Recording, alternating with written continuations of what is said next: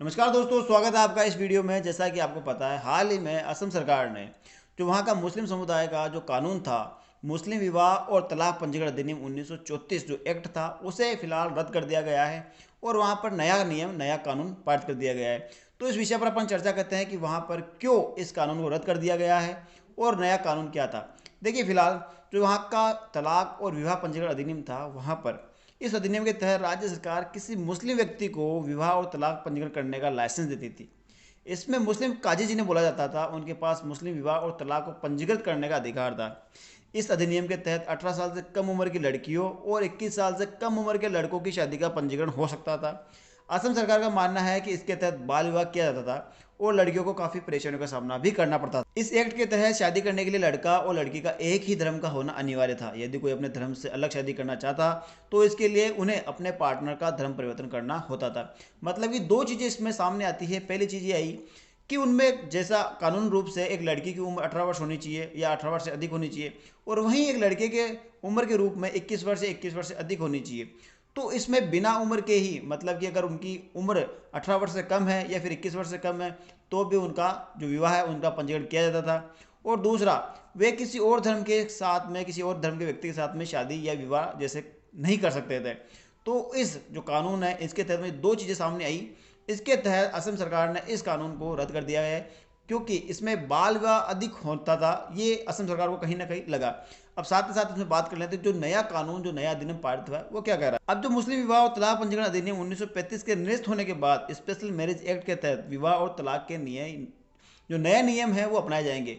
तो अब इस पुराने कानून को रद्द करके अब असम में जो मुस्लिम समुदाय है उसमें स्पेशल मैरिज एक्ट के तहत जो नए नियम है, जो नए कानून है, वो अपनाए जाएंगे।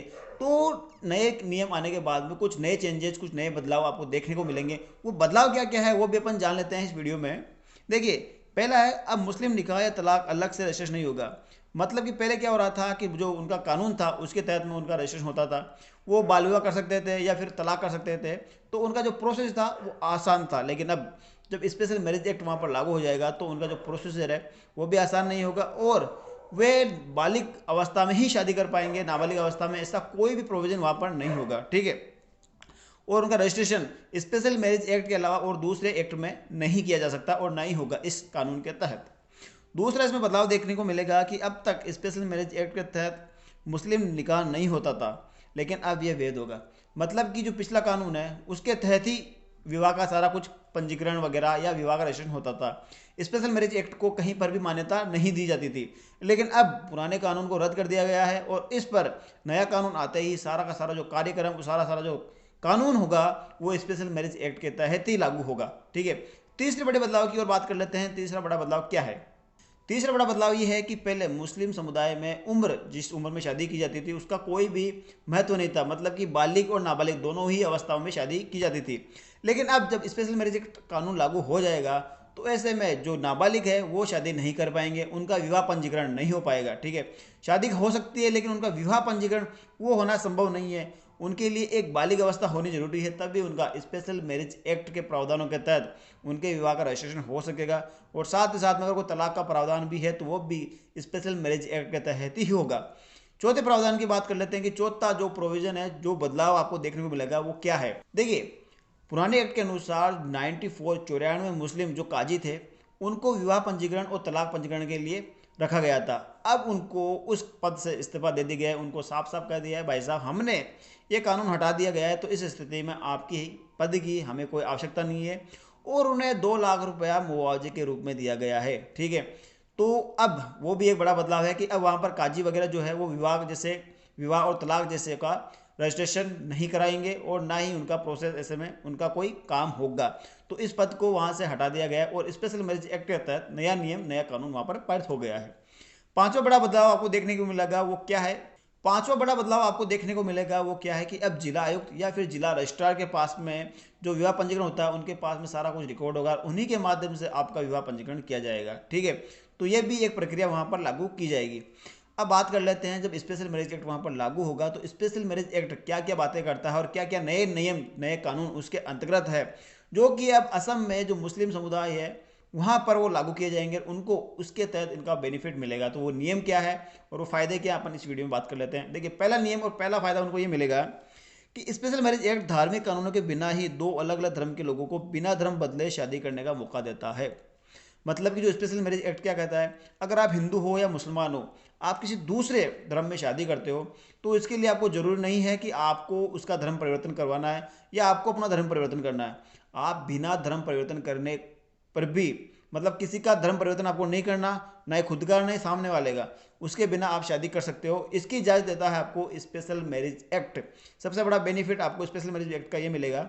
अब बात करते हैं इसके दूसरे पॉइंट की ओर। देखिए, स्पेशल मैरिज एक्ट है जो कि 1954 में बना है और इसे शॉर्ट में SMA भी कहते हैं। और जो स्पेशल मैरिज एक्ट है उसे ये सिविल मैरिज का कानून है और जो धर्म की जगह अब राज्य को विवाह करने का अधिकार देता है। ठीक है, अब बढ़ते हैं अपन तीसरे पॉइंट की ओर। तीसरा जो स्पेशल मैरिज एक्ट में बताया गया है वो ये है कि स्पेशल मैरिज एक्ट के तहत विवाह, तलाक और बच्चे को गोद लेने जैसे काम धार्मिक नियमों के तहत निर्धारित होते हैं। ये तीसरा जो पॉइंट है वो स्पेशल मैरिज एक्ट के तहत है। चौथा जो पॉइंट है वो ये है कि हिंदू मैरिज एक्ट 1955 इसी कानून के तहत आता है। मतलब कि कुछ कानून की कुछ लैंग्वेज स्पेशल मैरिज एक्ट और हिंदू मैरिज एक्ट दोनों के अंतर्गत समान रूप से सम्मिलित है, तो दोनों का ही ये मिला जुला रूप भी इसे अपन कह सकते हैं। अगला जो पॉइंट है वो ये है कि अब तक हिंदू मैरिज एक्ट और मुस्लिम मैरिज एक्ट के तहत वर तथा वधु दोनों पक्षों का एक ही धर्म होना अनिवार्य था, लेकिन स्पेशल मैरिज एक्ट के तहत लड़का या लड़की का एक ही धर्म का होना अनिवार्य नहीं है। जैसा कि मैंने पिछले आपको बताया था कि अब स्पेशल मैरिज एक्ट कानून होने के बाद जब यह लागू हो जाएगा तो वहाँ पर कोई एक धर्म का व्यक्ति, एक जाति का व्यक्ति किसी दूसरे धर्म या दूसरे जाति के व्यक्ति से शादी कर सकता है और इसकी मान्यता देता है स्पेशल मैरिज एक्ट। अभी तक आप हिंदू मैरिज एक्ट या मुस्लिम मैरिज एक्ट उठा के देखोगे तो वहाँ पर यह बात बताई गई है कि दोनों सेम जाति होनी चाहिए और सेम धर्म होना चाहिए। जैसे कि अगर आप हिंदू हो तो आपके सामने वाला भी हिंदू होना चाहिए, अगर आप मुसलमान हो, आप मुस्लिम हो, तो सामने वाला भी मुस्लिम होना चाहिए। ये आपको कानून, आपका कानून अधिकार देता है कि आप सेम जो आपका धर्म है उसी से शादी कर सकते हो। लेकिन जो स्पेशल मैरिज एक्ट है वो ये कहता है कि आप किसी भी धर्म, किसी भी जाति के हो, आप दूसरे किसी भी धर्म या जाति के लोगों से या व्यक्ति से शादी करने का अधिकार आपको स्पेशल मैरिज एक्ट देता है। ठीक है, अब अगले बढ़ते हैं अगले पॉइंट की ओर। वो क्या कह रहा है, स्पेशल मैरिज एक्ट के तहत भारतीय हर नागरिकों को यह संवैधानिक अधिकार दिया गया है कि वह जिस धर्म या जाति में चाहे विवाह कर सकता है। इसके लिए लड़की की उम्र 18 वर्ष या लड़के की उम्र 21 वर्ष या उससे अधिक की होनी चाहिए। जैसा कि मैंने आपको बताया है कि स्पेशल मैरिज एक्ट ये भी प्रावधान करता है कि आप किसी भी धर्म, किसी भी जाति में विवाह कर सकते हो, लेकिन आपको ध्यान ये रखना है कि जिससे आप शादी कर रहे हो उसकी एक कानूनन उम्र है जो कि लड़की की अवस्था में 18 वर्ष या उससे अधिक होनी चाहिए और लड़के की अवस्था में 21 वर्ष या उससे अधिक की होनी चाहिए। ठीक है, दूसरी एक बात और इसमें बताई गई है कि जो आपका स्पेशल मैरिज एक्ट है इसमें द्विविवाह जैसे जो विवाह होते हैं, मतलब कि एक पत्नी के जीवित होते हुए दूसरी पत्नी से आप शादी नहीं कर सकते, तो इस पर रोक लगाई गई है। हिंदू मैरिज एक्ट भी इस बात का समर्थन करता है कि कोई एक जीवित व्यक्ति, मतलब कि किसी व्यक्ति के कोई जीवित पत्नी होते हुए वह दूसरी शादी नहीं कर सकता, तो इस पर स्पेशल मैरिज एक्ट भी यह भी प्रावधान करता है कि जो मुस्लिम समुदाय में जो नियम कानून पारित होने वाला है इसमें कोई मुस्लिम व्यक्ति जिसकी एक ऑलरेडी पत्नी है वह किसी दूसरी पत्नी को नहीं रख सकता या दूसरी पत्नी के साथ में शादी नहीं कर सकता। तो ये कुछ स्पेशल मैरिज एक्ट के हैं जो प्रावधान है जो कि असम में देखने को मिलेंगे और वहाँ पर लागू किए गए हैं।